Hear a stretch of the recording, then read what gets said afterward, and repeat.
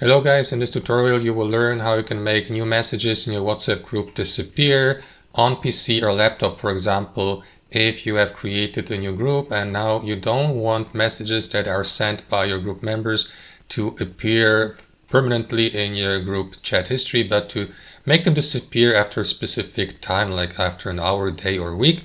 So we can show you, or we're going to show you how you can do this. So let us guide you through it. Head over to your WhatsApp group on PC or laptop. So let me go with that group here.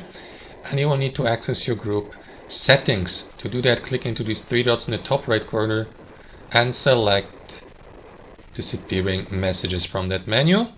And next, decide how long you want these messages want to appear in your group history, like for example 24 hours, 1 week, 90 days, or turn the disappearing feature entirely off so that they will stay permanently in your chat history. You can choose off as well. And that's basically it, guys. Let me go with 24 hours. And that will technically mean, guys, that for privacy reasons, messages that are sent in your group by group members will automatically disappear. New messages will disappear according to this description here after 24 hours after they have been sent. And that's it, guys. That's how you do it. You can change that settings also by clicking into this notification here.